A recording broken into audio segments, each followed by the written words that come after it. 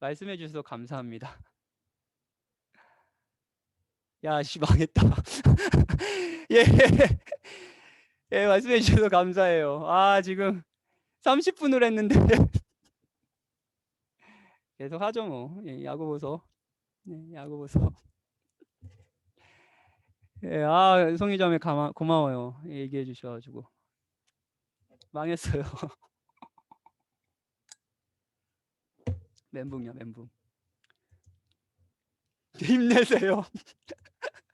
야, 요즘은 많이 힘이 떨어져 보이나 봐요. 다들 저만 보면 힘내세요라고.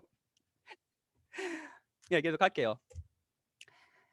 아니, 뭐 이런 생각 같이 있어요. 아, 율법을 주신 하나님은 가혹해. 근데 그래도 나는 율법을 지키겠어.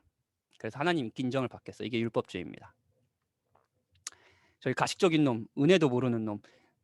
나는 그래서 나는 그러니까 율법을 지키지 않겠어라는 거.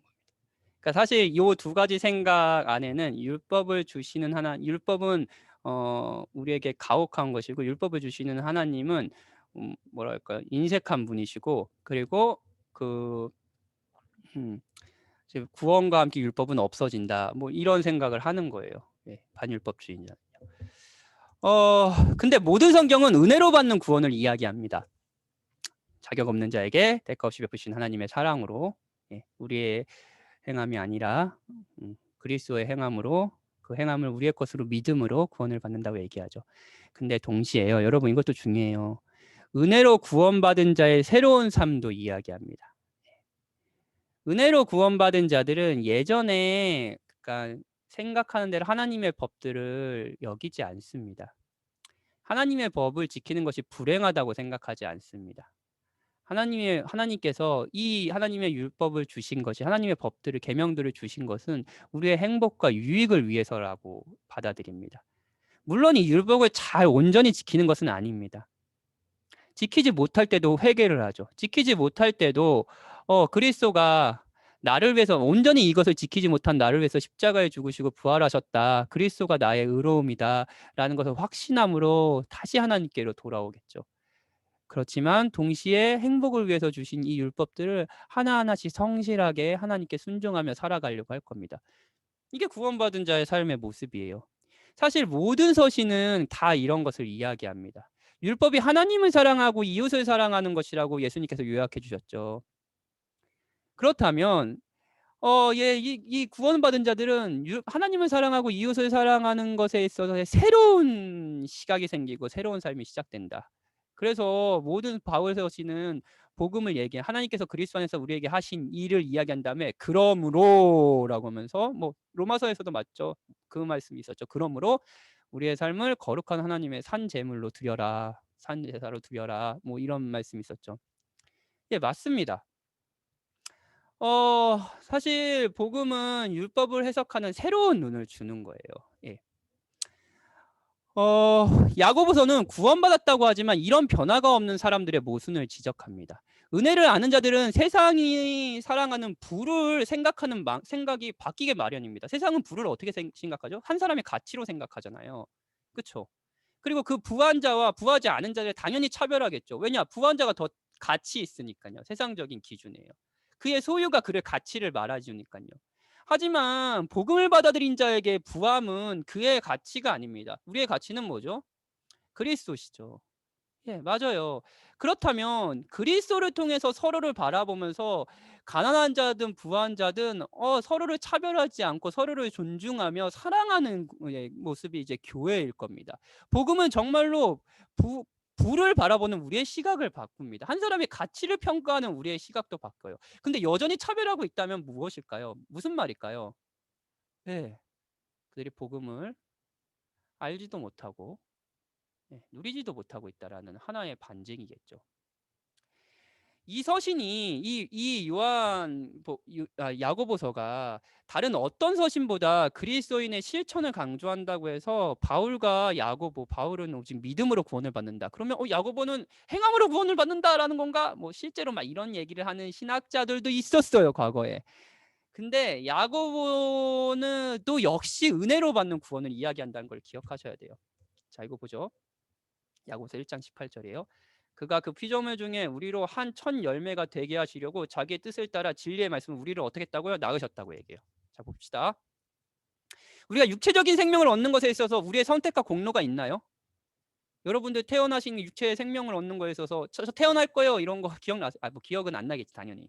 근데 그런 선택하지 않잖아요. 그냥 우리의 선택과 우리의 공로가 있어서 우리에게 육체적인 생명이 주어진 게 아니잖아요. 마찬가지로 우리가 영원한 생명을 얻게 되는 거, 하나님께 영원히 받아들여서 생명을 얻게 되는 것도 자기의 뜻을 따라, 우리의 뜻이 아니라 하나님의 뜻을 따라 하나님께서 베푸시는 은혜라는 것을 야고보서도 이야기한다는 거예요. 자, 하나님 먼저 낳으셨어요. 은혜를 베푸셨어요. 우리에게 새로운 생명을 주셨어요. 그리고 이 은혜를 믿는 믿음은 새로운 삶과 이어진다고 이야기하는 거예요. 야고보 사도는 아브라함의 삶을 예로 듭니다. 아브라함은 믿음으로 의롭다함을 받았어요. 맞죠? 이건 뭐 로마서에서 바울이 이야기하는 로마서 우리 뭐 매일 성경으로 읽고 있지만 야고보 아브라함의 삶, 아브라함의 믿음을 예로 들면서 이신칭의 칭의를 설명하죠. 근데 이 믿음은 이제 마지막에 우리 목사님과 이제 믿음의 여정 아브라함의 마지막 클라이막스가 뭐죠? 이걸 들을 텐데 그때 저도 한 2년 전에 아브라함에 대해서 한 30번 설교했어요. 근데 그 마지막 클라이막스 창세기 22장 아브라함이 이삭을 바치러 모리아산에 올라가는 그거 설교할 때 얼마나 제가 감격스러웠는지 모릅니다. 예. 예. 클라이막스예요. 클라이막스예요. 뭐냐면은 사실 그 믿음은 반드시 뭐랄까요? 순종과 삶의 변화로 약속. 그러니까 하나님의 뭐랄까요? 뭐 약속을 신뢰하지도 못하고 자신의 아내를 뭐 저버리고 뭐 애굽으로 도망가고 이랬던 아브라함이 그 약속의 아들을 얻었지만 그 아들을 하나님의 명령에 따라 바치는 데까지 사실 믿음과 순종을 보이는 것. 이게 사실 행함으로 이어지는 믿음이라는 거죠. 예. 내가 보거니와 믿음이 그의 행함과 함께 일하. 행함은 반드시 이어진다는 거예요. 행함으로 믿음이 온전하게 되느니라. 뭐 이런 말씀을 해요. 은혜를 믿음으로 받은 구원은 우리의 삶을 바꾸기 마련입니다. 여러분의 삶을 바꿔요. 저의 삶을 바꿀 거예요. 우리의 말을 바꿀 거예요. 특별히 뭐 야고보서에서 말을 굉장히 많이 얘기하고요. 그런 여러 가지 삶의 지침들을 자세히 알려주며 우리의 길을 안내해 주는 거. 구원받은 신자들, 은혜를 받은 자들의 삶의 길을 안내해 주는 또 서신서가 야고보서라고 할 수 있습니다. 그래서 많은 지혜들이 담겨 있어요. 그래서 이제 뭐 신약의 잠언이라고 불리기도 하죠. 다음 서신서를 볼까요? 나 자꾸 30분 녹화 안 한 거 계속 마음 걸리네. 정신이 없었어요.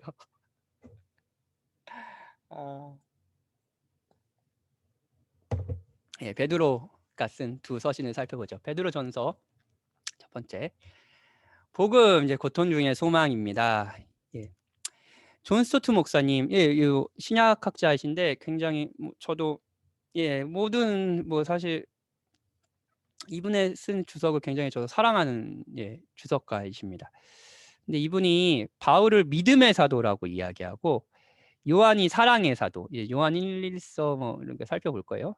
사랑의 사도라면 이제 베드로는 소망의 사도라고 말합니다. 왜냐하면 이제 이 베드로 전후서의 사실 소망, 고난 중에 이제 주는 소망을 베드로가 굉장히 신실하게 이야기하거든요. 베드로의 편지를 받은 그리스도인들은 이 첫 번째 편지를 베드로 전서를 받은 그리스도인들은 아마도 소아시아 지역의 5교회 이건 적혀 있어요. 소아시아라면 지금의 터키 지역입니다. 이 지역의 5도시에 흩어진 채 살았고요. 분명 엄청난 박해를 받고 있었던 것 같아요. 베드로는 이 박해를 이제 불시험 4장 12절에 부를 만큼 심했다고 얘기하고요. 뭐 아주 유명했던 것 같아요. 이들이 받는 박해들이요. 뭐 박해가 정확히 어떤 내용인지 알 수 없지만 많은 신학자들은 로마 당국에 의해 황제 숭배 강요가 있었을 것이라고 예상합니다. 이게 이제 버가모라는 도시도 이제 소아시아의 도시거든요. 버가모라는 도시에 남겨 있는 황제 숭배 신전입니다. 그러니까 황제를 신처럼 숭배하는 신전이 도시마다 있었던 거예요. 큰 도시마다. 로마는 자신들을 향한 충성을 가용하기 위해서 로마라는 여신을 위한 신전을 짓고요. 모든 사람들에게 거기서 황제에게 분양할 것을 강요했다고 해요. 그리고 이제 로마 통치가 주는 혜택에 대한 감사로 각 지역 거주민들은 이 신전 건축물을 재정적으로 지원하고요. 또 황제를 신으로 여기는 각종 축제를 열었습니다. 축제를 막 열었어요. 그러면 이 축제에 참여하지 않는 것을 어떻게 여겼냐면요. 로마 체제에 대한 반역으로 여겼습니다. 예. 이런 상황에서 그리스도인들은 사실은 어떻게 해야 했을까요? 어떻게 행동해야 했을까요? 굉장히 억울하게 고난을 당하는 거 아니에요. 황제 숭배를 하지 않는다, 그 축제에 참여하지 않는다는 이유로 엄청난 박해를 당했을 겁니다. 뭐 경제적이든 신체적이든 뭐 정서적이든 관계적이든 뭐 경제적이든 뭐 여러 가지로 핍박을 당했을 거예요.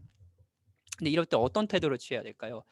자신을 둘러싼 사회로부터 소외당할 때 그리스도인들은 어떻게 대처해야 될까요? 예, 베드로전서는 이런 질문에 답변하는 책이라고 할 수 있어요. 베드로는 여러 가지 시험으로 인해 잠깐 근심하게 되지 않을 수 없으나 근심할 수 있죠. 그러나 오히려 크게 기뻐하라고 이야기합니다. 왜냐하면 이제 소망이 확실하기 때문이에요.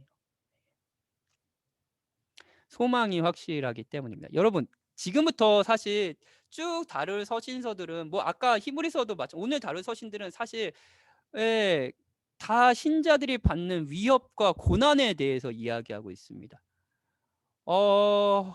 성경을 복음, 하나님께서 하신 일을 알려주는 복음을 말하는 책이라고 말할 수 있죠. 그러나 동시에 죄인들을 위한 책이라고 정의할 수 있죠.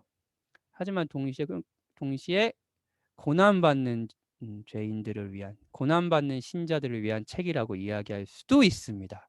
그만큼 각 성경마다 신자가 당하는 고난과 위협들을 엄청나게 중요하게 다루고 있어요. 만약에 여러분들이 신앙을 갖고 세상을 살아간다고 하면서 어려운 일들이 있으시면 그건 뭐랄까요? 그러니까 성경에서 다루지 않는, 성경에서 중요하게 생각하지 않는 그런 일들이 아닙니다.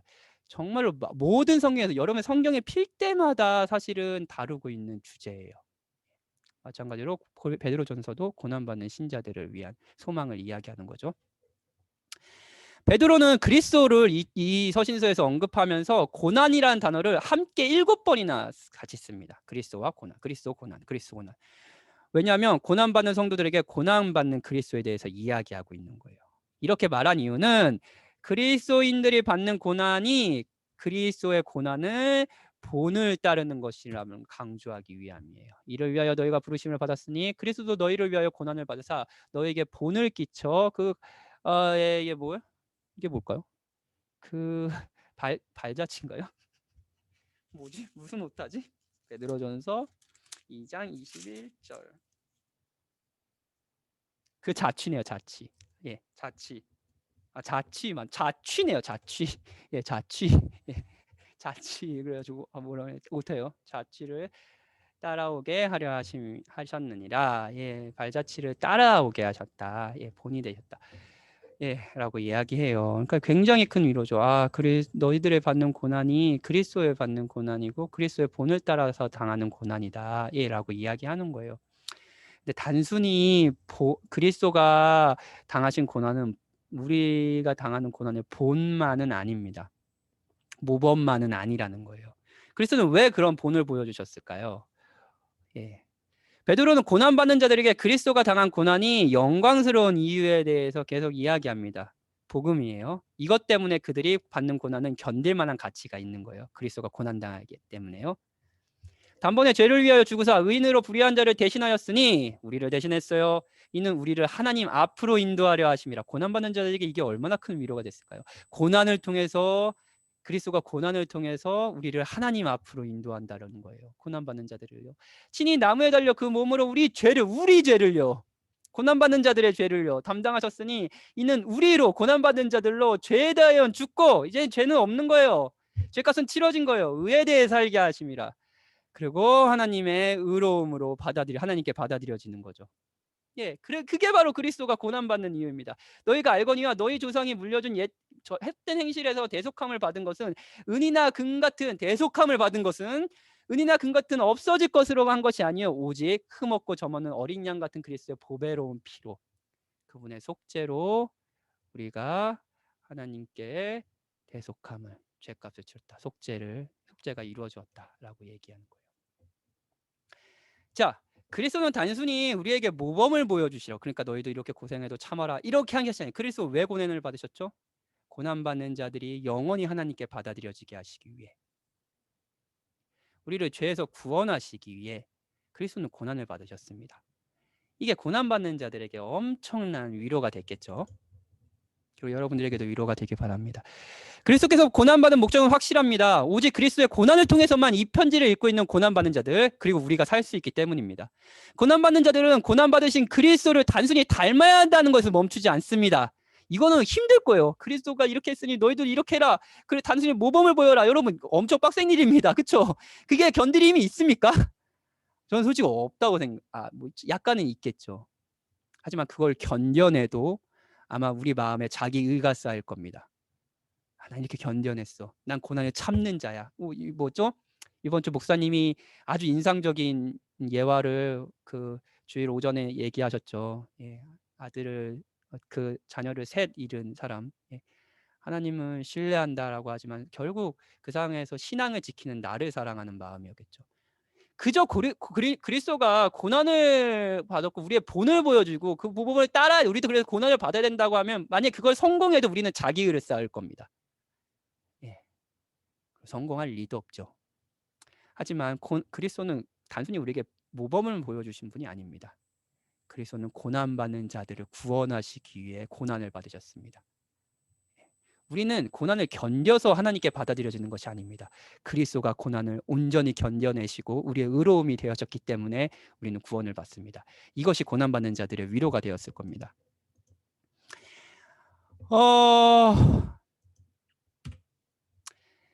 그리고 이런 얘기도 해요. 예. 사랑하는 자들아 너희를 연단하려고 오는 불시험 굉장히 큰 시험이라고 그랬죠. 불시험은 이상한 일 당한 것으로 여기지 말고 오히려 너희가 그리스도의 고난에 참여하는 것으로 즐거워하라. 그리스도의 고난에 참여하는 것으로 즐거워하라. 이는 그의 영광을 나타내실 때 너희로 즐거워하고 기뻐하게 하려 함이라. 제가 뭐 고린도 후서에 그 그리스도와 연합 신자의 고난의 위로 연합에 대해 설교하면서 이 부분을 다뤘는데 그리스도인의 고난은 여러분과 제가 하나님께 벌어졌다 심판을 받았다라는 증거가 아닙니다. 오히려 그리스도 안에 있다라는 증거입니다.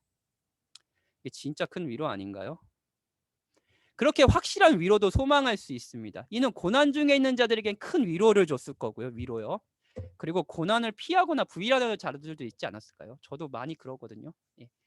그런 자들에겐 도전을 주었을 겁니다. 용기를 주었을 거예요. 하나님께서는 고난 가운데 있는 자들에게 베드로를 통해 다시 복음을 이야기해 주셨고요. 그래서 소망을 주셨습니다. 여러분, 그리스도인은 그리스도로 인해 시작된 은혜의 나라에서 완전히 다른 사람이 되어 한편으로 행복합니다. 그렇죠? 행복한 부분이 있어요.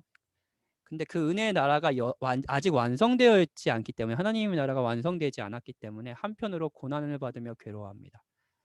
내가 사는 세상이 죄인들의 세상이고 내가 만나는 사람들이 죄인이고 그리고 내가 죄인이기 때문이에요. 하지만 이런 슬픔은 소망 없는 슬픔이 아닙니다. 그리스도의 재림과 함께 있을 위로를 소망은 줍니다. 예, 위로 그리스도의 재림은 그 위에 있을 우리에게 위로를 소망하게 합니다. 그리스도는 우리를 위해 고난을 받으셔서 죽으셨고요. 다시 살아내서 위로를 받으셨으니 우리의 위로도 확실할 겁니다. 예, 이게 베드로 전서의 메시지입니다. 그리고 고난받는 자들에게 주는 소망이죠. 복음. 두 번째 베드로후서 편지는 이제 복음을 굳게 붙들라라는 내용인데 이제 디모데후서가 바울의 마지막 편지잖아요. 예, 이제 아마도 로마의 지하 감옥에 갇혀서 굉장히 힘든 시간을 보내며 쓴 편지. 얘가 이제 디모데후서인데 베드로후서도 이제 베드로가 남긴 마지막 편지입니다.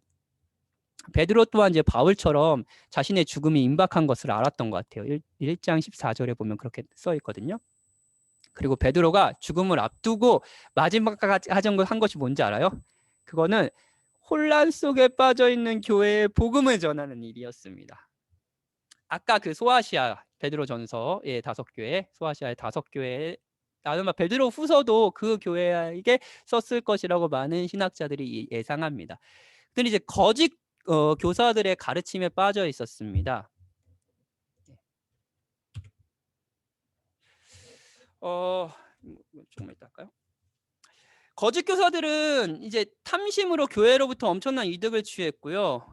뭐 이득을 취했고 가르치고 뭐 돈을 받고 굉장히 탐욕적으로 그들의 재산을 이렇게 빼앗고 그들에게 두렵게 해서 재산을 빼앗고 이런 사실 모든 이제 잘못된 교리를 가진 사실 신앙들이 하는 짓이죠. 그리고 성적으로 문란한 삶을 살았습니다. 이 거짓 교사들은요. 하나님의 공의를 무시하며 하나님이 사람들의 도덕적인 결정을 상관하지 않는다고 사람들을 생각하도록 사람들을 유혹했습니다. 아까 반율법주의 같은 거죠. 이에 대해 베드로는 이렇게 문란한 자들을 향한 심판이 확실하다라는 것을 그들이 익숙한 이야기를 통해 이야기합니다. 성경은 아니지만 이제 당시 사람들이 익숙히 알았던 에녹 1서의 반역한 천사들의 이야기, 창세기 6장의 홍수 이야기, 창세기 19장의 소돔과 고모라의 이야기를 통해서 반드시 그들이 탐욕스럽고 문란한 그들이 심판을 받을 것이다라고 이야기하는 거예요. 그리고 사람들의 죄를 종용하는 거짓 교사들은 언뜻 보면은 사람들에게 자유를 주는 것처럼 보여요. 그래, 너희들 하고 싶은 대로 해 하고 자유를 주는 것처럼 보여요. 누구나 죄를 즐거워하는 본성이 있으니까 그 본성을 이제 마음대로 풀어주는 것처럼 보여요. 하지만 그들도 멸망의 종입니다. 그리고 그들을 따르는 자들도 멸망으로 이끌 것이라고 이제 베드로 후서는 2장 19절에서 이야기해요. 거짓 교사들이 그러니까 자신들의 탐욕과 정욕을 절제하지 않고 막 문란한 삶과 탐욕적인 삶을 살고 그들을 그렇게 삶을 마음대로 자유하게 살 수 있도록 그 소아시아 교회들을 뭐 잘못된 가르침으로 가르치고 했다고 그랬잖아요. 그런데 이렇게 말한 이유는 잘못된 교리가 있었기 때문입니다. 잘못된 교리. 그 교리가 뭐냐면요. 그들은 주께서 강림하신다는 약속을 믿지 않았습니다. 최후의 심판이 있다. 공의로우신 분이 오셔서 우리가 행한 대로 심판하실 것이다. 그리스도는 다시 오실 것이다라는 것을 믿지 않았습니다. 이게 베드로 후서의 3장에 나와요. 그래서 이렇게 생각했어요. 세상은 처음 창조 때부터 그냥 계속 있을 것이다 이렇게 생각했어요. 아무것도 변하는 것이 없다고 이야기했죠. 그러니까 니는 우리 마음대로 살면 돼. 뭐 이렇게 얘기를 한 거예요. 자, 여기서 우리가 반드시 기억할 게 있어요. 자, 여러분 이거 기억하셔야 돼요. 오류. 신학적인 오류는 도덕적인 오류로 반드시 이어지기 마련입니다. 신학적인 오류에서 멈추지 않고 도덕적인 오류로 이어집니다. 예를 들어 그리스도의 재림이 없다, 공의로운 하나님의 심판이 없다라는 신학적인 오류가 있었잖아요. 이 오류는 무엇으로 도덕적인 오류로 이어졌냐면요. 그들의 문란하고 탐욕적인 삶, 죄를 절제하지 않는 삶으로 이어졌습니다. 자, 또 하나 예를 들어볼까요? 이 신학적인 오류는 도덕적인 오류로 이어집니다. 또 하나 예를 들어볼게요. 예를 들어서 신학적인 오류였어요. 우리가 은혜로 구원을 받는 게 아니에요. 우리가 열심히 하나님의 율법을 지켜서 하나님께 받아들여진다라고 생각하는 신학적인 오류가 있어요. 율법적인 오류. 이 율법적인 오류, 율법주의라는 신학적인 오류는 반드시 도덕적인 오류로 이어집니다. 뭘까요? 사람들을 차별하고 신앙이 없는 자들을 무시하고 그리고 자기 교만하고 이런 도덕적인 오류로 이어지는 거예요. 무슨 말인지 아시겠나요? 사람은 믿는 바대로 행동하게 되어 있습니다. 이들은 심판이 없다라고 믿었고 그 믿음은 반드시 행동으로 이어졌습니다. 율법주의자들은 내가 율법을 행한 대로 하나님께 가치 있는 자가 된다라는 것을 믿었고 그래서 교만했으며 그래서 사람들을 무시했습니다. 여러분의 행동을 한번 살펴보세요. 그러면 여러분이 믿는 것이 보일 겁니다. 만약에 여러분들이 누군가를 질투하고 있다면 누군가가 가진 것을 질투하고 있고 그것을 내가 가지지 못해서 비참하고 하면서 열등감에 빠져 있다면 도덕적인 오류죠.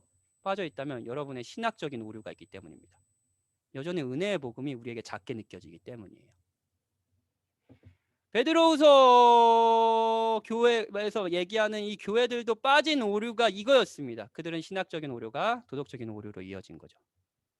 재림이 없다라는 게 그들의 아주 윤리적인 타락으로 이어진 겁니다. 여러분도 한번 행동을 보십시오. 그럼 여러분들이 믿는 바가 보일 겁니다. 베드로는 그들의 믿음을 고치려고 합니다. 그리스도가 오신 것은 더디게 보이긴 하지만 주께서는 오래 참으심으로 자기 백성들이 다 회개하는 날을 기다리고 계시다고 3장 9절에서 아주 유명한 구절을 이야기하죠. 그리고 주의 날이 도둑같이 올 겁니다. 베드로는 모든 것이 하나님 앞에 벗겨진 것을 은유적으로 표현하며 공의의 날이 반드시 올 것이라고 얘기합니다. 그리고 약속대로 새하늘과 새 땅이 올 거예요. 그리고 이러한 믿음은 행동으로 이어질 겁니다. 그러므로 이런 믿음을 가지고 있으면 이런 신학적인 바른 지식이 있어요. 반드시 심판이 있다. 그리스도는 다시 오실 것이다 라는 신학이 있어요. 그러면은 이거는 우리의 삶으로 이어질 것입니다. 우리의 삶을 하나님의 율법 앞에 계속 살펴볼 것이고요. 동시에 우리의 마음 안에 있는 아주 탐욕적으로 올려오는 여러 죄들을 죽이려고 할 것입니다. 그리고 이 모든 것을 위해서 그리스도를 의지하겠죠. 그러므로 사랑하는 자들아, 너희가 이것을 미리 알았은즉 무법한 자들의 미혹에 끌려 너희가 곧센 데서 떨어질까 삼가라. 오직 우리 주 곧 우리 구주 예수 그리스도의 은혜와 그를 아는 지식에서 자라가라. 영광이 이제와 영원한 날까지 그에게 있을지어다. 아멘. 베드로후서 3장 17절부터 18절입니다. 하나님을 아는 바른 지식은 우리의 삶으로 이어질 겁니다. 그리고 은혜를 아는 것은 우리의 여러 생각들이나 사람들을 대하는 태도나 이런 거, 그리고 미래를 바라보는 것, 소망을 갖는 거에 영향을 주겠죠. 여러분이 믿는 바는 무엇입니까?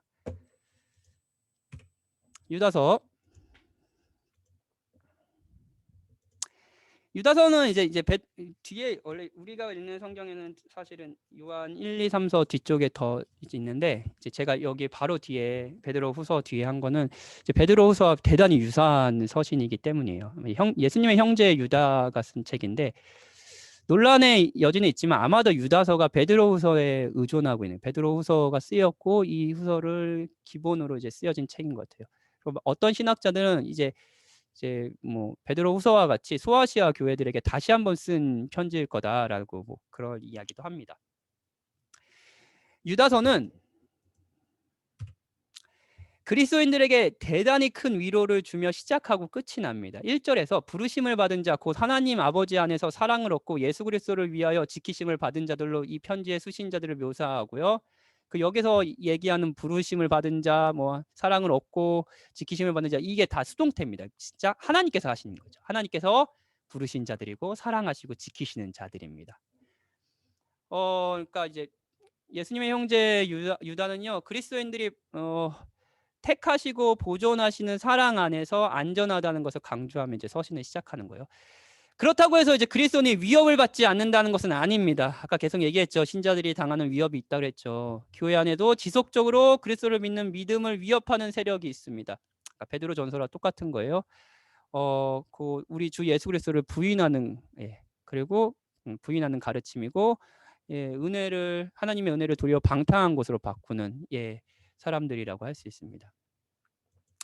베드로후서 마찬가지로 거짓 교사들에게 예비된 심판을 구약을 예로 들면서 설명하고요. 아까 소돔과 고모라 이런 있었죠. 홍수 이런 설명하고요. 거짓 교사들의 본성에는 무엇이 있는지 들추어냅니다. 거짓 교사들. 그들은 하나님의 말씀의 권위에 대해서 무시합니다. 알지 못하는 것, 즉 하나님의 권위와 말씀을 비방하고요. 그리고 이성 없는 짐승과 같은 본능으로 아는 것. 그러니까 죄된 본성을 하는 것을 따라 멸망하는 자들이에요. 이들의 동기는 탐욕적이고 회개하지도 않습니다. 근데 여러분, 거짓 교사들의 가르침은 굉장히 매력적이에요. 인간의 죄된 본성은 권위를 무시하고요. 우리의 한번 제 생각해보세요. 여러분들의 본성을요. 저의 본성을. 우리의 본성은 권위를 무시하고 마음에 그 어떤 것도 채울 수 없는 욕망을 더 소유함으로, 더 높아짐으로 탐욕적으로 채우려고 하는 게 우리의 본성입니다. 그렇지 않나요? 그리고 죄를 돌이키려고도 하지 않아요. 이 모든 것은 인간에게 아주 쉬운 일이에요, 사실. 이건 쉬운 가르침입니다. 예를 들어 설명할게요. 성을 자신의 욕망을 채우는 데 사용해라. 상대가 동의하면 어떤 관계든 상관없다는 가르침은 쉽습니다. 그렇지 않나요? 이 시대가 많이들 하는 얘기. 상대가 원한다면 어느 관계든 사실은 뭐 성을 자신의 욕망을 채우는데 사용하는 거는 뭐 상관없다. 예, 말합니다. 하지만 여러분 이 가르침이 쉬워요. 근데 하지만 오직 하나님이 정해주신 관계 안에서만 결혼이죠. 그 관계 안에서만 이 성이라는 즐거움을 누리라는 것은 인간의 본성상 진짜 어려운 가르침입니다. 여러분 30초면 핸드폰을 들고 벗은 남성과 여성의 몸을 벌 수 있는 세상이에요 지금이. 근데 이 세상에서 이 가르침을 지키며 산다라는 것은 진짜 내 뭐랄까 내 성적인 이 만족을 하나님이 정해주신 방법으로만 사용한다는 건 굉장히 어려운 가르침입니다. 그렇죠? 그러게 신앙을 지키는 것은 유다서를 비롯해서 성경은 신앙을 지키는 것을 싸움이라고 표현합니다. 쉬운 가르침에서 자신의 믿음을 지키는 것은 전쟁이에요. 여러분은 지금 전쟁을 치르고 있는 거예요.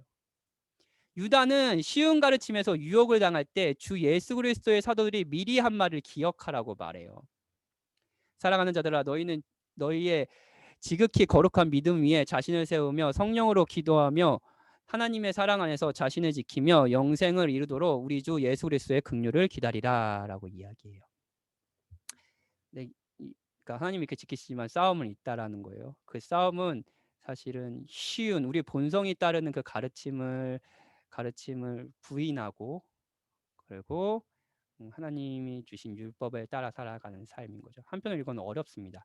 근데 이 싸움을 우리가 너무 두려워할 필요는 없어요. 왜냐하면 주께서 우리를 부르시고 사랑하시고 지키신다고 약속하셨잖아요. 근데 이 유다서는 맨 마지막에 또 이렇게 얘기합니다. 주께서 우리를 보호하시고 거침이 없게 하시고 영광 앞에 흠이 없게 기쁘게 서게 하실 겁니다. 1장 24절이에요. 부르시고 사랑하시고 지키신 하나님께서 보호하시고 거침없게 하시고 기쁨으로 서게 하실 것입니다. 예, 하나님께서 그렇게 은혜를 베푸실 것이에요.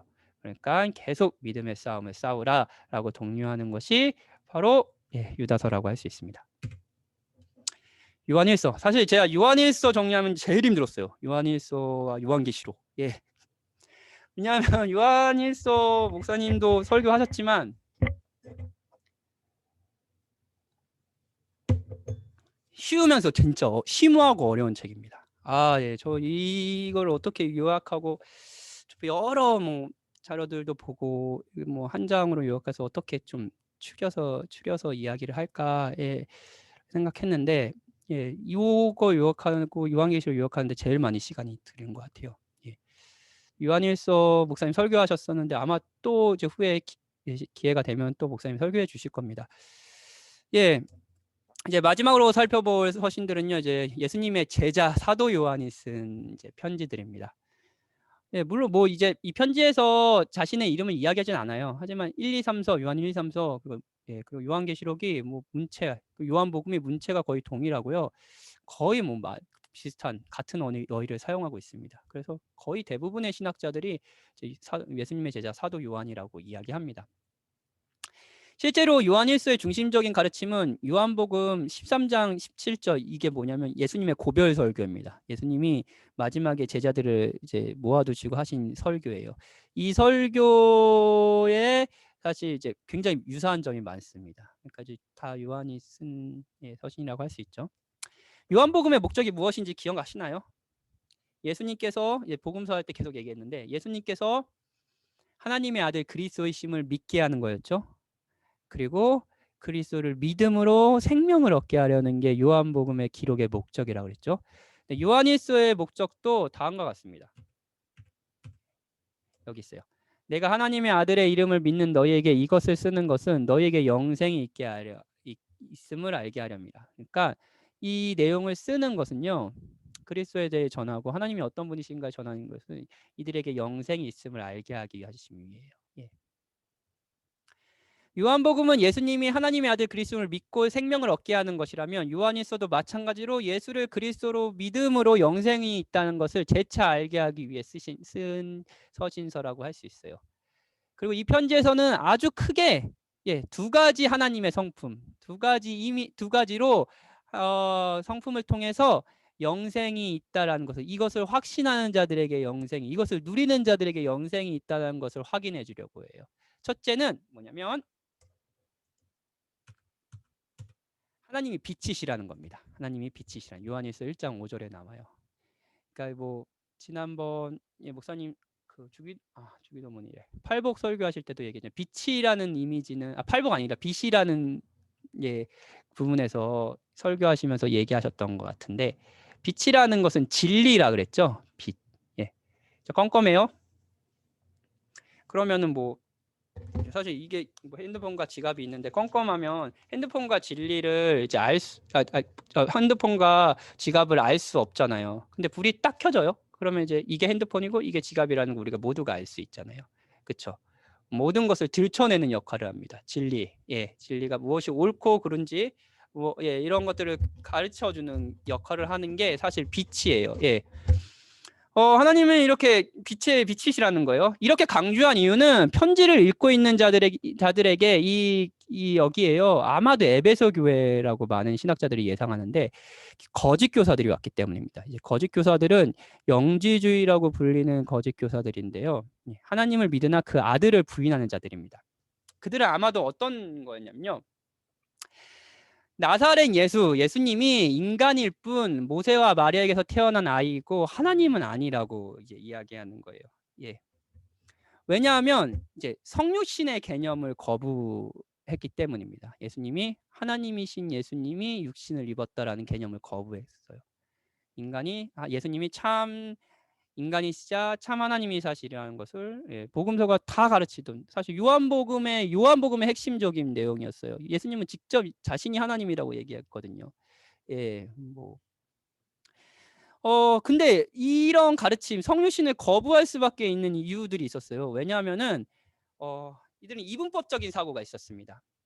영적인 것과 물질적인 것이 있어요. 근데 영적인 것은 무조건 선하고 본질적으로 선하고 육체적인 거, 물질적인 것은 다 악하다고 생각했어요. 이것을 영지주의라고 합니다. 그들의 주장은 이런 것이었어요. 인간 예수님이 세례를 받았을 때 성령 혹은 그리스도께서 그에게 임하셨다가, 그러니까 그리스도와 인간 예수님은 다른 분인 거예요. 임하셨다가 결국 그가 십자가에 못 박히자 그에게서 못 박히는 상황에선 그에게서 떠났다라는 거예요. 천국으로 다시 올라가셨다라는 거예요. 진짜 뭐 어떤 근거도 없고 뭐 그런 이야기들이잖아요. 예수님은 그렇다면 왜 계속 자신이 하나님이라고 얘기하셨고 그러셨잖아요.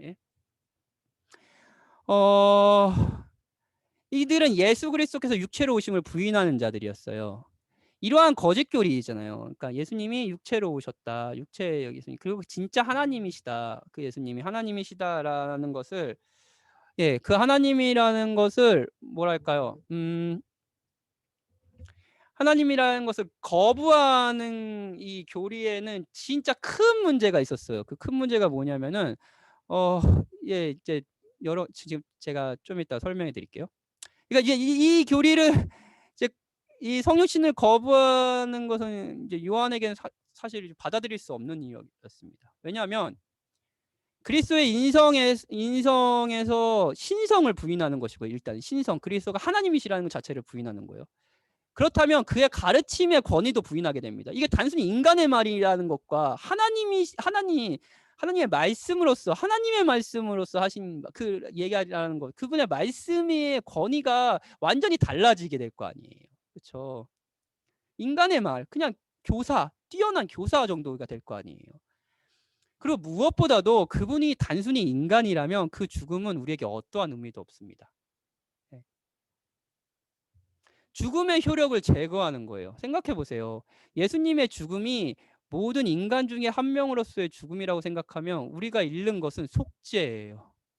우리의 대표로서 그분이 우리의 죽음을 당하셨다라는 이 교리를 성육신과 함께 성육신의 교리와 함께 잃어버리게 됩니다. 그러니까 성육신을 거부한다는 것은 한편으로 은혜의 구원을 거부한다는 것을 말하는 거죠. 육신이 모두 헛되고 악하고 영혼만이 선하다는 가르침에 따라 성육신을 거부하는 신앙은 교인들의 삶에도 영향을 미쳤습니다.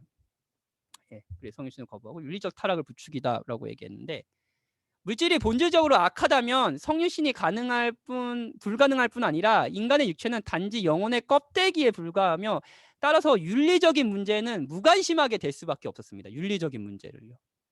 육체적인 어떤 행위도 이 내부의 영혼에는 어떠한 해를 입힐 수 없는 거예요. 그러니까 영지주의의 또 다른 함정은 육체의 죄를 가볍게 여긴다라는 함정이 있었습니다.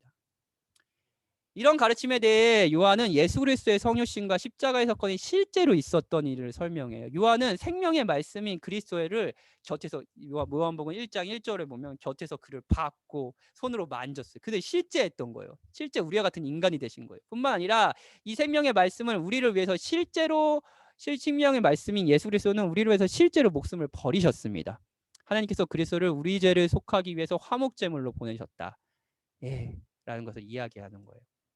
뿐만 아닙니다. 거짓 교사들의 가르침과 달리 인간은 영과 육이 분리될 수 없는 존재이며 따라서 죄에 대한 단호한 입장을 이야기합니다. 이게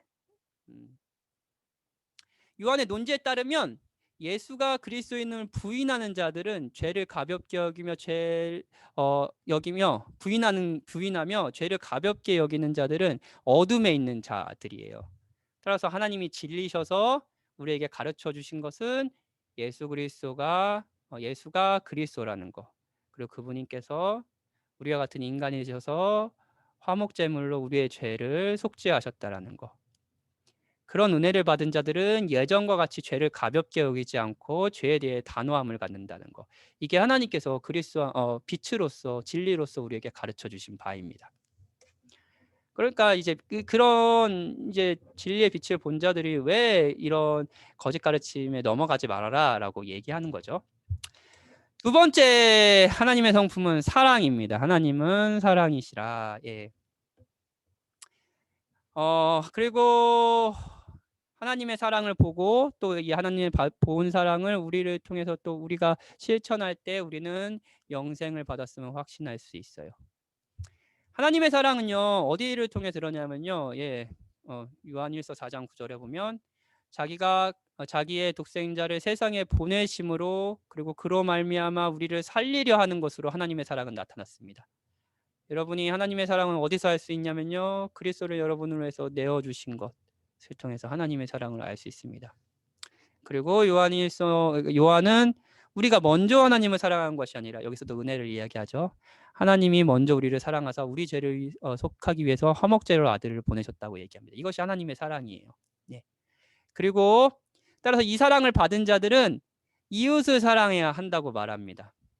하나님을 사랑하는 것과 이웃을 사랑하는 것은 분리되지 않습니다. 하나님 사랑, 이웃 사랑. 사실 이게 율법의 전부잖아요. 하나님을 사랑하고 이웃을 사랑하는 것이요. 그리고 동시에 하나님을 사랑하는 것은 그의 계명을 지키는 것으로 이어집니다. 뭐라고 했어요? 그 계명의 핵심이 뭐라고 했어요? 하나님을 사랑하고 이웃을 사랑하는 것이니까요. 당연히 하나님을 사랑하는 것은 그 계명을 지키는 것으로 이어지겠죠. 그리고 그 사랑을 한다라는 말은 실천으로 이어집니다. 실제로 이웃들을 섬기고 구체적으로 구제의 삶을 살아가는 거예요. 이게 이제 사랑의 모습입니다. 요한은 거짓 가르침에 혼란을 겪고 있는 자들에게 하나님이 빛이라는 것과 사랑이라는 것을 다시 알고 그들이 영생이 있음을 다시 누리게 하기 위해서 이 편지를 쓴 겁니다. 이게 요한일서예요. 요한이 쓴 두 편지는 요한 2서와 3서. 복음은 환대와 거부로 이어진다. 사도 요한이 쓴 이제 또 다른 서신 요한 2서와 3서는 이해하려면 당시 배경을 좀 이해할 필요가 있어요. 당시 이제 그리스도인 전도자들은 바울이 그랬잖아요. 온 이제 이렇게 지역들을 순회하면서 복음을 전하러 다녔잖아요. 근데 이들이 이제 종종 여관에 머물 수밖에 없는 상황이었대요. 하지만 당시의 여관은 오늘날과 같이 이렇게 같지 않고 시설이 굉장히 열악하고 또 주인이 굉장히 탐욕스러운 주인들도 많아가지고 굉장히 이제 전도자들이 힘든 일을 겪은 거예요. 휴가 시즌에 해수욕장 앞에 숙소가 아시나요? 세배 뜨잖아요. 세배 뜨나요? 엄청 뜨잖아요. 그때 한철 장사하려고 이런 그런 탐욕스러운 모습들 때문에 많은 이제 전도자들이 고통을 받은 겁니다. 따라서 전도자들이 각 도시를 다닐 때마다 편하게 사역할 수 있는 보금자리가 필요했어요. 바울도 그랬습니다. 그리고 그러니까 이제 환대하라라고 얘기하는 거예요. 이제 전도자들을요. 반면 신자들이 순회 사역자 이 전도자들을 영접하는 것 자체가 위협이 됐을 수도 있습니다. 왜 그렇나요? 그들의 가르침이 잘못된 것이면 위협이 될 거 아니에요. 요한 2서와 3서는 이 같은 잠재적 위험과 연결되어서요. 순회 사역자 중에 어떤 사람은 환영해야 되고, 예. 요한 3서는 어떤 사람을 환영해야 되는지, 또 어떤 사역자들은 허락하지 말아야 되는지 이를 다루고 있습니다. 요한 1서와 요한 2서와 요한 3서예요. 요한 2서는 어떤 전도자를 거부해야 되는지를 말합니다. 기준이 뭐냐면요. 기독론이에요. 복음은 하나님께서 그리스도를 통해 하신 일이기에 그리스도를 어떻게 생각하는지가 복음의 핵심이라고 할 수 있어요. 요한은 예수가 육체로 오심을 부인하는 자를 미혹하는 자라고 말합니다. 요한은 이러한 자들을 집에 들이지도 말고 인사도 하지 말라고 그래요. 그러니까 그리스도가 누구시고 그리스도가 무엇을 하셨는지에 대한 잘못된 가르침을 가르치는 자들을 거절하는 거죠. 그렇게 했다고 해서 이제 모든 사람들을 배척하면 안 됩니다. 요한 3서에서는 어떤 자들을 영접해야 하는지 이야기합니다. 이 영접해야 되는 자들은 바울이 그랬던 것처럼 주의 이름을 위해서 나가서 이방인에게 아무것도 받지 않았던 자들이었던 것 같아요. 그때 이제 사실은 복음을 전하는 사람들뿐만 아니라 여러 철학 그리고 다양한 종교의 가르침을 하는 여러 사람들이 이제 다니면서 이제 뭐 자신이 아는 것들을 가르치고 돈을 받았던 것 같아요. 예. 근데 만약에 바울이 돈을 받는다면 복음을 전하는 자들이 돈을 받는다면 어떤 위협에 빠질 어떤 생각에 어떤 오류에 빠질 위험이 있었냐면요. 그 복음이 그 잘못된 사람들이 가르치는 뭐 가르침과 같은 것으로 여겨질 위험에 빠져 있었던 거죠. 그래서 많은 복음 전도자들은 뭐 그러니까 경비를 받지 않으므로 그러니까 바울 같은 경우도 텐트를 천막을 깃는 일들을 스스로 해나가면서 이제 일을 했잖아요. 그러면서 일을 했습니다. 그러니까 굉장히 더 이제 사실은 힘들게 사역하고 있었던 거예요. 복음 전도자들이요. 요한은 이런 자들을 환대하라고 얘기합니다. 그것이 진리를 위하여 함께 일하는 것이라고 말하는 거죠.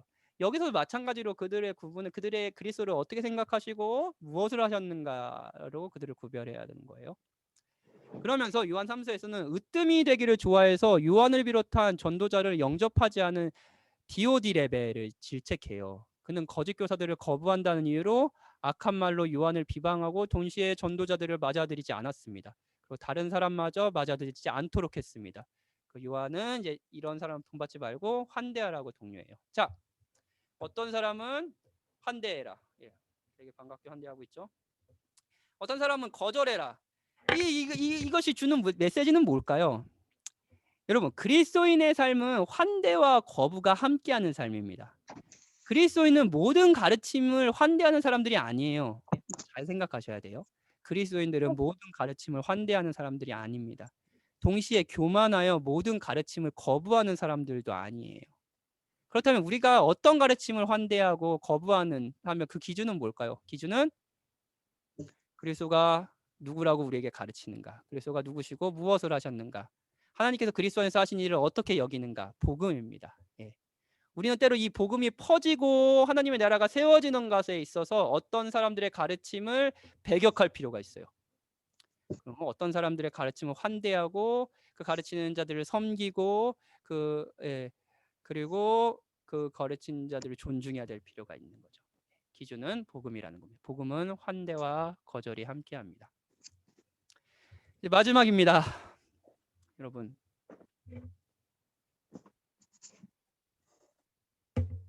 마지막 책. 이 제일 길어요. 요한계시록입니다. 요한 마지막 책까지 왔네요. 예. 이 책은 여러 가지로 많은 성도를 두렵게 하는 책이에요. 여러분 요한계시록, 그러니까 신약 통독하시면서 요한계시록 이제 마지막에 읽으시잖아요. 읽을 때 어떤 기분이 돼요? 이제 다 끝났다 이런 기분이 들기도 하지만 이게 내가 잘 읽을 수 있을까? 이거 잘못 해석하면은 그래서 막 빨리 읽잖아요. 막 여기서 이거는 뭘까? 막 고민하지 않고 이거는 그냥 뭐 의미가 있겠지 하면서 쭉 읽잖아요. 그렇죠? 요한계시록. 많은 성도들을 두렵게 하는 책이에요. 일단 무슨 말인지도 모르겠고 거의 암호 같고 무슨 말인지 모르는데 이것을 가지고 사람들이 하는 말을 또 다르고요. 그 이것을 가지고 하는 말을 통해서 어떤 사들은 이단이라고 불리고요. 그러니까 이제 사실은 많은 사람 두렵게 하죠. 근데 이 책은 우리를 두렵게 하려고 만든 책이 아닙니다. 오늘 우리가 다룬 모든 책들과 동일하게 신자들에게 소망을 가지고 현실을 인내하며 살아가라고 용기를 주는 책이 바로 이제 요한계시록이에요. 오늘도 이제 마지막 때도 마지막 시간도 이 책이 주는 소망과 용기를 살펴보며 마치도록 하죠. 이 책을 해석하는 두 가지 중요한 관점을 말하면서 시작할게요. 아이고. 첫째는 이 책이 1세기의 소아시아 7교회를 위해 쓰였다라는 겁니다. 소아시아는 요 터키 지방이에요. 소아시아. 그리고 반모섬이 여기거든요. 여기. 소아시아 근처에 있어요. 여기 조그만 요 섬 있죠. 여기서 아마 이제 사도 요한이 썼을 것이라고 여겨집니다. 그러니까 여기서 요 책 쓴 거예요. 이제 7 교회들을 위해서 썼는데, 따라서 이 책 내용이 모두가 지금까지 아직 일어나지 않는 일이라고 생각하는 것은 무리가 있습니다. 왜냐하면 그렇게 된다면 1세기에 고난받는 소아시아 교회들에게 이 책이 도대체 무슨 의미가 없잖아요. 그러면 요한계시록에 나오는 인, 나팔, 대접, 7대접, 7나팔, 7인, 이 심판은요, 사실 모든 시대에 적용되고 반복되고 있는 고난을 의미해요. 반복되는 고난이에요. 시대마다 반복되는 고난. 그렇기에 이 책은 요한계시록은요, 1세기 소아시아의 교회에도 유익했고요. 그리고 20세기 우리에게도 영향력이 있는 유익한 책입니다. 두 번째는 이 책이 상징적으로 쓰였다는 겁니다. 막 어려운 말 많잖아요. 막 사자, 어린 양, 짐승, 여자, 7왕, 10불, 바벨론, 짐승, 이런 얘기 나오니까 14만 4천, 그 유명한 14만 4천, 이런 얘기 나오니까 이거 도대체 뭐야? 막 이렇게 생각할 수 있잖아요. 근데 이게 상징적인 언어입니다. 특히 요한은 다니엘서를 비롯한 구약 성경이 익숙한 사람들이 잘 알 수 있는 상징을 통해 소망을 전달했습니다. 생각해 볼게요. 자, 이 7교회에 보냈다 그랬잖아요. 이 고난받고 있는 자들에게 여기 이 반모섬에서 갇혀 있으면서 요한이 받은 예수 그리스도의 계시를 이 편지들을 쓴 거 아니에요. 근데 이 편지를 썼어요. 근데 얘네들이 읽었어요. 받았어요. 근데 얘네들도 우리처럼 목미? 그러면 이거 뭐야? 야, 바벨론 뭐야? 야, 이거 14만 4천 뭐야? 이러면 이게 위로가 아닐 거네요. 얘네들에게도 그러니까 이 교회들 안에게도 사실은 알지 못하는 암호화 같았으면은 이게 의미가 없는 책인 거 아니에요. 그쵸? 그러니까 그런 게 필요했던 거예요. 요한이 여기 반모섬에 있어요. 그 죄수의 신분이에요. 이 사람이 이 사도 요한 선생님이 쓰시는 모든 편지, 모든 게 아마 그 당시에 군사들이나 이런 검열을 받았을 거예요. 그쵸? 그러면 그냥 막 예를 들어 이 로마 나쁜 놈들 막 이렇게 썼으면 그렇게 썼어요. 그러면 사도 요한이 위험해질 뿐만 아니라 이 편지를 받는 소아시아 교인들도 위험해졌을 거 아니에요. 그러니까 사도 요한도 알고 소아시아 교인들도 알 수 있는, 그들만이 알 수 있는 상징적인 언어들이 필요했던 거죠. 그 언어가 뭐였겠어요? 그들이 익숙한 구약 성경이었겠죠. 사실 여기에 상징적인 언어들은 문자적으로 해석하면 안 됩니다. 14만 4천, 14만 4천 실제적인 사람들이 모이면 14만 4천이 되면 구원 하나님이 오신다. 이거 거짓말입니다, 여러분. 상징적인 언어예요, 상징적인 언어. 그들의 문화 속에서, 그리고 특히 구약 성경 안에서 알 수 있는 방식으로, 이들이 공유할 수 있는 방식으로 사실은 쓴 거죠. 그러니까 구약의 맥락에서 해석해야 된다라는 것들을, 사실은 이 상징적인 언어들은 문자적으로 해석하는 것이 아니라 구약을 통해서 해석해야 된다라는 것을 여러분들이 아셔야 된다. 읽을 때 꼭 생각하셔야 된다는 것을 염두에 두셨으면 좋겠어요. 요한은 앞서 말했듯이 7교회에 편지를 썼다 그랬죠. 에베소부터 라오디게아 7교회. 7도시는 아마도 이제 아시아 주 내에, 소아시아, 아까 그 터키 지방 주 내에 우편물을 취급하는 우체국이 있었던 도시였던 것 같아요. 그러니까 단순히 사도 요한은 그러니까 이 7도시뿐만 아니라 이 우체국이 있는 곳에 이 편지를 씀으로써 이 편지들이 고난받는 모든 교회에 퍼지기를 원했던 거죠. 예수님께서는 요한에게 이제 계시를 주셔서 7 교회에 대해 말씀하시는데 이 7 교회는 이제 칭찬, 책망, 권면이 뭐 어떤 교회는 뭐 칭찬이 있는 교회가 있고 어떤 교회는 책망만 있는 교회가 있고 칭찬만 있는 교회도 있고 막 그러니까 다 있는 교회가 있고 막 그래요. 뭐 권면도 있고요. 근데 이 모든 교회에 동일하게 있는 부분이 있어요. 그게 뭐냐면 이기는 자에게 약속이 있다는 겁니다. 에베소 이기는 그에게 에베소 교회한테 이기는 그에게 내가 하나님의 낙원에 있는 생명나무의 열매를 주워 먹게 한다고 했어요. 서머나 교회 이기는 자는 둘째 사망의 해를 받지 않는다고 얘기해서 버가모 교회 이기는 그에게 내가 감췄던 만나를 주고 흰돌을 준다고 얘기하고 있어요. 두아리다 교회 이기는 자는 끝까지 내 일을 지키며 그에게 만국을 다스리는 권세를 준다고 얘기해요. 사대 교회 이기는 자는 그와 같이 흰 옷을 입을 거다. 우타 너무 많어. 빌라델비아 교회 이기는 자에게는 하나님의 성전에 기둥이 되게 하신다고 얘기하고 라오디아 교회 이기는 그에게는 내 보좌의 앞에 함께 앉아주기 하나님 아버지의 보좌와 함께 앉는 것을 준다고 얘기해요. 이기는 자에게 약속이 있죠. 그렇죠? 예. 그렇다면 무엇을 이겨야 된다고 하는 걸까요? 예, 이제 7교회에 쓰신 메시지를 보면은 세 가지입니다. 이겨야 되는 건 고난. 첫 번째는 고난이에요. 예. 예, 계속되는 고난을 견디는 거예요. 이걸 이기는 겁니다. 그리고 거짓 가르침을 배격하는 겁니다. 그리고 동시에 내 자신들의 죄를 회개하는 거예요. 요한계시록은 교회가 이 시간에 고난을 견디고 죄를 회개하고 거짓 가르침을 배격하기 위해 지금 일어난 이 고난들을 해석하고 동시에 앞으로 일어날 일들을 소망하게 하여 성도들이 이길 수 있도록 용기를 주는 책이라고 할 수 있습니다. 요한계시록은 7인과 나팔을 통해 심판을 이야기해요. 예, 그리고 이 역사는 뭐라고 했어요? 1세기뿐만 아니라 지금도 반복되는 역사라고 했죠. 이 7인의 이제 심판을 여러 가지로 사실은 여러 신학들이 해석하지만 이제 전통적인 해석은 인간이 존재하면서 있었던 여러 가지 진짜 문제들을 이제 계속 반복되는 고난의 역사들을 이야기한다고 얘기해요. 뭐 전쟁, 기근과 배고픔, 질병, 그렇죠. 지금 코로나 때문에 너무 힘들죠. 예, 이것도 사실 요한계시록에서 이야기하고 있는 그 고난의 시기입니다. 이 코로나 시국도요. 1세기에도 이런 것들 때문에 고난을 받았고요. 사실 아담이 범죄한 이후에 아담의 자녀들 간에서도 이런 일이 있었죠. 바로 가인이 아벨을 어떻게 했어요? 죽였잖아요. 예. 그리고 우리에게도 마찬가지죠. 예, 이런 가난과 전쟁과 그리고 뭐 병들고 이런 고난들이 우리 지금 이 시대에도 여러분과 저를 고통스럽게 하는 문제입니다. 그리고 이 모든 것이 한편으로 하나님의 심판의 도구라고 이야기해요. 그리고 마지막 심판을 상징하는 여섯째 인이 떼어진과 동시에 이 심판의 날에도 능히 서는 자들이 등장합니다. 누가 능히 서겠느냐라고 물어요. 그래서 그 유명한 14만 4천 명, 14만 4천 명이 등장합니다. 이 숫자는요, 14만 4천, 14만 4천은 12, 그러니까 이제 유대인들이 익숙한 유대인들 숫자의 의미를 부여하잖아요. 예. 그 숫자의 의미를 부여한 것을 통해서 모든 하나님의 구원의 백성을 의미합니다. 12는 하나님의 백성의 수를 가리키고요. 또한 그리고 10은 완전수. 1000은 많다라는 의미입니다. 그러니까 12에 곱하기 12 곱하기 1000 하니까 이제 완전한 하나님의 이게 제곱수를 의미해서 완전한 하나님의 백성의 전체를 의미한다라는 거죠.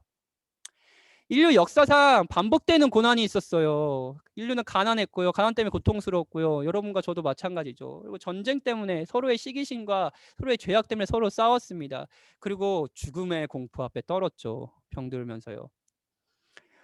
그런데 예, 결국 마지막 심판을 받지만 하나님께서 구원하시기로 약속한 그의 백성들은 구원을 받을 겁니다. 14만 4천이요. 완전히요. 무엇보다 이 심판의 주체가 누구냐면요. 이렇게 심판하시는. 인을 떼는 주체가 누군지 아세요? 인을 떼는 주체. 인을 뗄 때마다 이런 고난들이 막 생겨나거든요. 이 고난의 주체가 누군지 아세요? 보좌에 앉으신 어린 양입니다. 그 어린 양이 누군지 아세요? 죽임당하신 어린 양이에요. 자기 백성을 구원하셔서 하나님께 드리시기에 죽임을 당하신 바로 그 그리스도가 이 고난의 시기의 주체이시며 그가 허락하시기에 이 일이 일어난다라는 것을 요한계시록에서 이렇게 뭐랄까요? 고난 받는 신자들에게 위로를 주고 있는 거죠.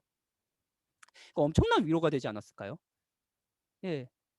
사실 이게 막 경제적으로 힘들고 막 여러 신앙을 가졌다는 이유로 고통을 당하지만 이 고통이 그냥 단순히 하나님께 버려졌다는 거, 하나님이 나를 사랑하지 않으신다는 것이 아니라 오히려 이 고통이 나를 위해 십자가에 죽으시고 나를 구원해 주신 그 그리스도가 우리의 유익을 위해서 주시는 시간들이다. 그리고 이 시간의 주인이 그리스도시다라는 것은 정말로 큰 위로가 됐을 겁니다.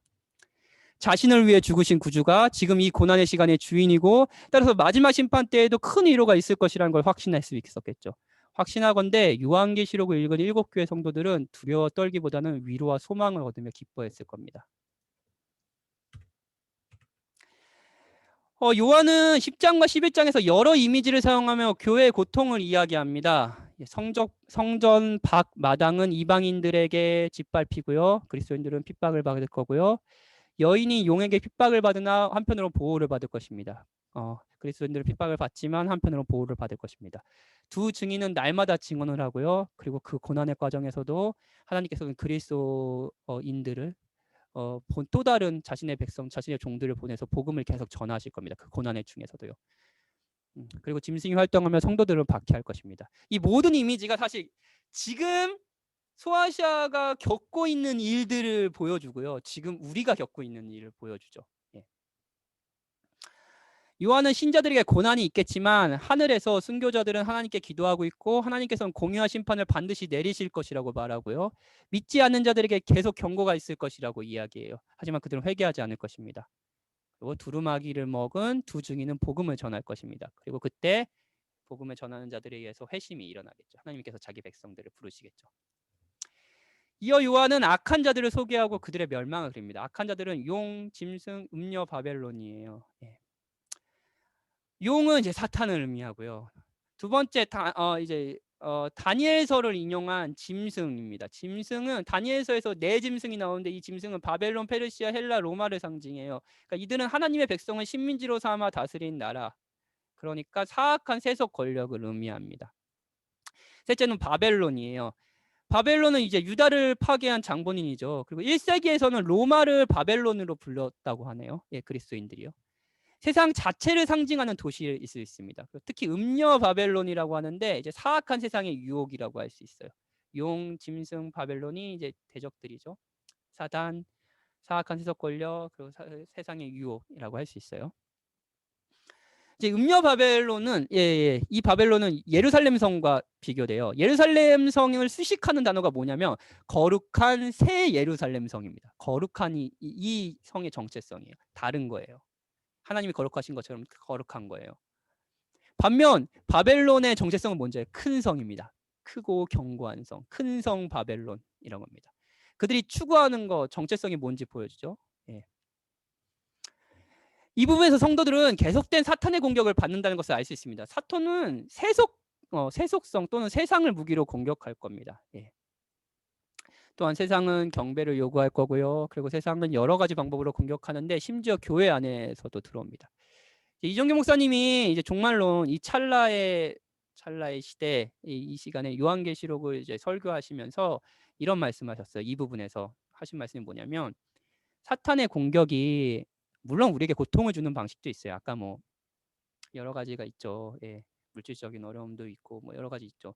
고통을 주는 방식이 있는데 그것만이 아니라 우리를 매혹하는 방식, 우리를 유혹하는 방식, 우리를 혹하게 하는 방식는 방식으로 우리에게 공격을 한다라는 게 사실은 이제 요한계시록을 통해서 알 수 있는 부분이다. 음녀, 바벨론 뭐 이런 것들을 통해서요. 크고 견고한 성 바벨론. 그러나 신자들은 이제 어떻게 견뎌낼까요? 또 우리 형제들이 어린 양의 피와 자기들이 증언하는 말씀으로 그를 이겼으니 그들은 죽기까지 자기들의 생명을 아끼지 아니하였도다.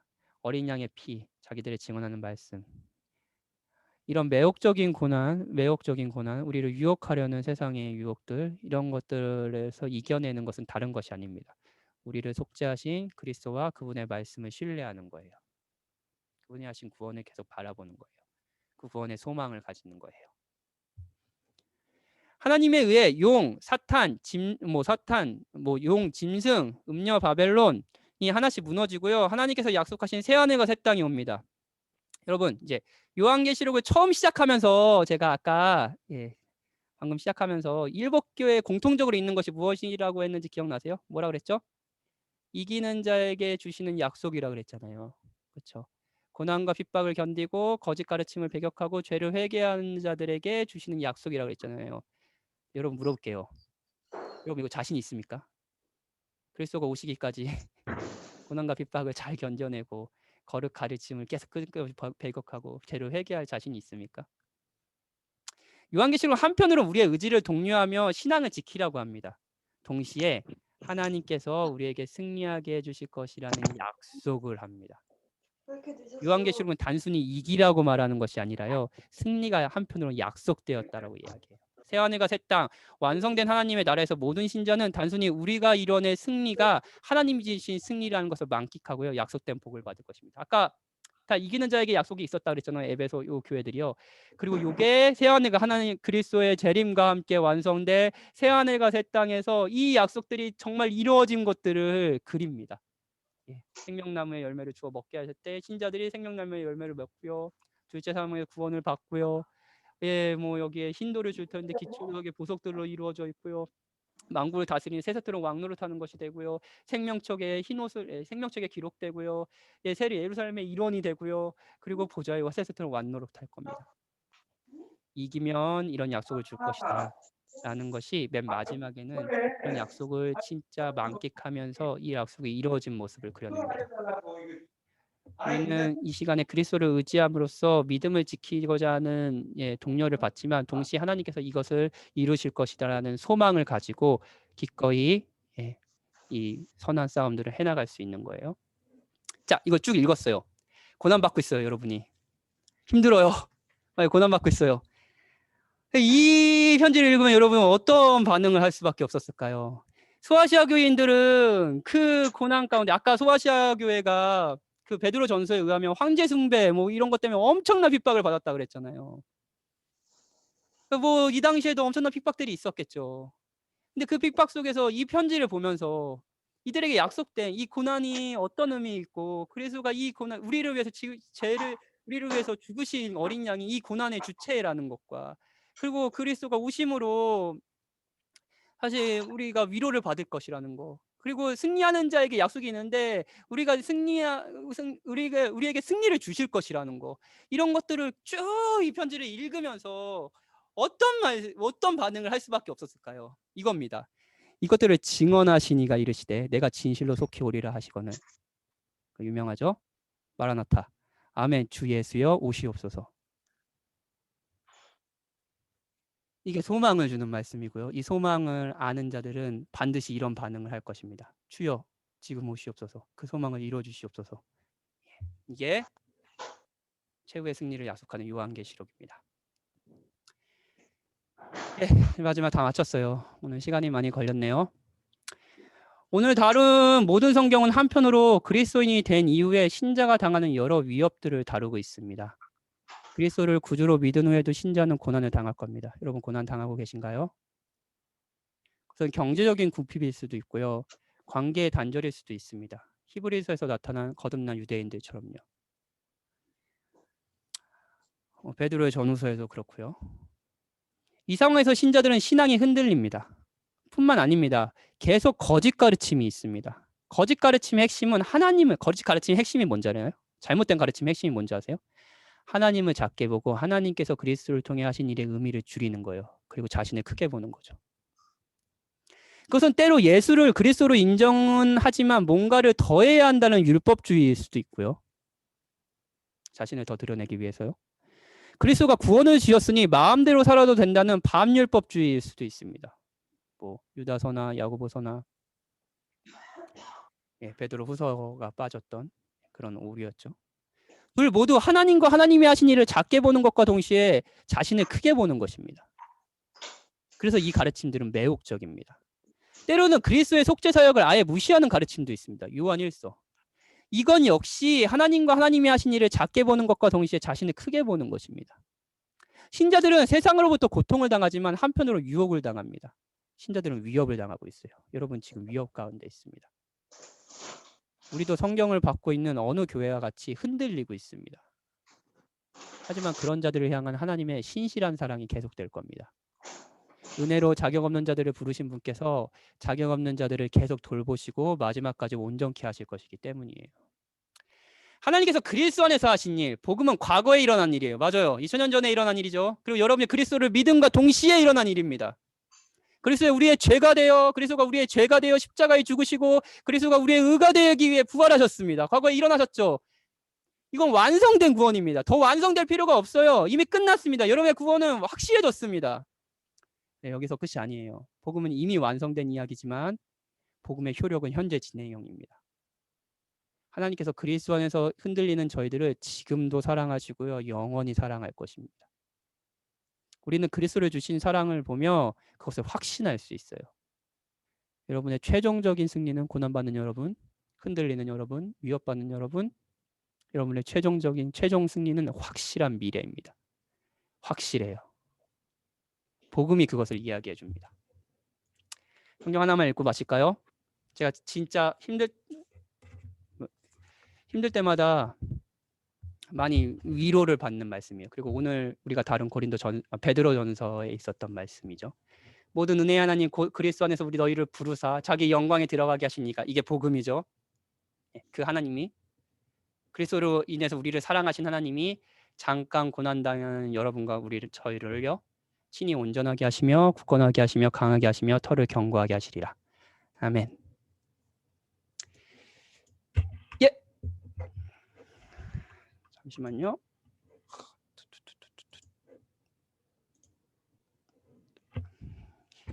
예. 제가 준비한 강의는 여기까지입니다. 예. 예. 여러분들 7주 동안 7주 동안 다들 수고 많으셨고요. 네, 여러분과 함께하는 시간 너무너무 행복했고 또 즐거웠습니다. 한편으로 참 준비하면서 저 처음 하는 작업들이라서 어렵기도 했지만 이 어려움을 감내하면서 여러분들에게 전하고 싶었던 복음이 저를 위로했고 또 여러분 중에 많은 분들을 위로했으면 좋겠습니다. 예, 혹시라도 뭐 궁금한 거 있으시면 지금 물어보시고요. 없으시면 카톡방을 통해서 지금 좀 힘드시면 카톡방을 통해서 물으셔도 됩니다. 예, 감사합니다. 신학개관은 이렇게 마치고요. 예, 그리고 이제 6월 첫 주부터 그 배은민 전도사님께서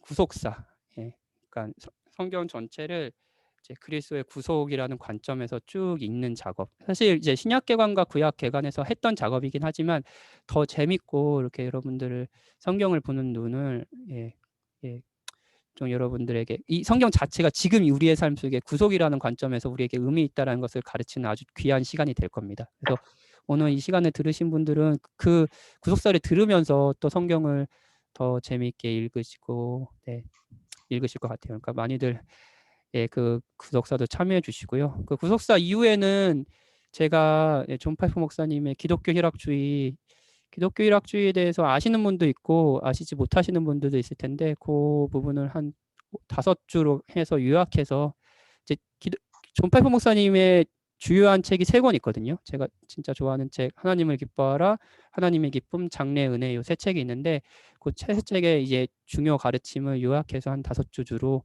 여러분과 같이 공부하는 시간도 하반기에 마련하도록 하겠습니다. 그리고 뭐 구약궤관도 하반기에 한 번 더 할 생각이고요. 앞으로 수요일 날도 이렇게 또 여러분과 같이 복음을 나누고 즐거워하는 시간이 됐으면 좋겠습니다. 참여해 주셔서 감사하고요. 여러분들 격려해드리고 싶습니다. 그리고 혹시라도 뭐 고난 가운데 있는 분들이 있다면 오늘 시간이 여러분들에게 위로가 됐으면 좋겠네요. 그리고 힘든 일 있으시면 언제든지 저희 교역자들을 찾아주십시오. 교역자들이 힘써서 여러분들을 돕고 사랑하도록 하겠습니다. 같이 기도하고 마치죠.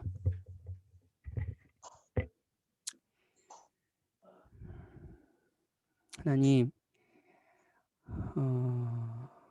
우리는 복음을 들은 후에도 하나님을 작게 보고 하나님이 하신 일을 의미 없게 여기며 여러 오류에 빠집니다. 우리가 죄인이고 우리가 계속 듣는 가르침이 복음적이지 않고 우리가 사는 세상이 악하기 때문에 우리의 믿음은 계속 흔들립니다. 그런 우리를 향해 하나님께서 계속 하시는 작업은 하나님이 어떤 분이시고 하나님이 우리를 위해서 하신 일이 얼마나 영광스러운지 알려주시는 일입니다. 하나님 정말 그렇습니다. 하나님 정말 그렇습니다. 감사합니다. 우리 각자 사정은 다르지만 그 다른 사정 속에서 하나님께서 또 각자의 영혼들에게 자신을 알려주시고 그리스도를 통해서 하신 사랑을 알려주셔서 감사합니다. 하나님 이 시간 가르치는 자가 드러나지 않고 가르치는 내용, 복음이 영광스럽게 빛나기 원합니다. 하나님 가르치는 자의 어리석음과 약함이 드러나지 않고 하나님의 은혜의 영광의 풍성함이 또 하나님의 복되심이 드러나길 원합니다. 그렇게 하나님이 자기 백성들을 위로하여 주십시오. 하나님 감사합니다. 그리고 우리를 계속 신실하게 사랑해 주실 하나님을 찬양합니다. 예수님의 이름으로 기도했습니다. 아멘. 예, 감사합니다. 여러분 얼굴 한번 보여주세요. 마지막인데. 진지 안녕. 재아도 안녕. 재아 운동하고 있구나. 예, 어머니 안녕하세요. 흥경이 어머님, 지자매님 반갑습니다. 시영이는 없네요. 오늘은. 예.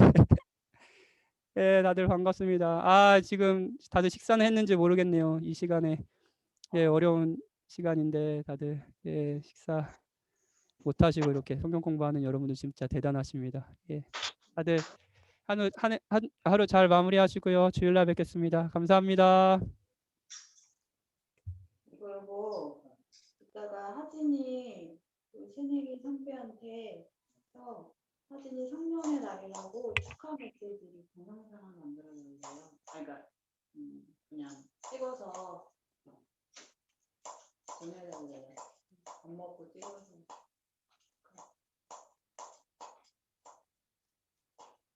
오케이.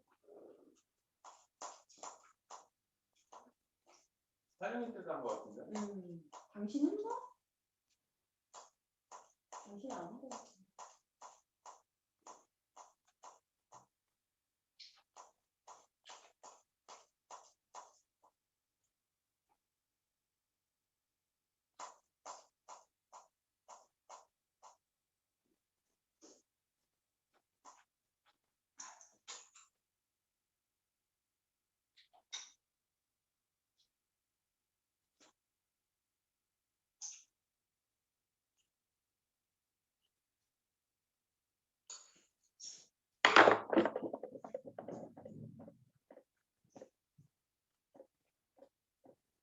그 야채 다 먹어요.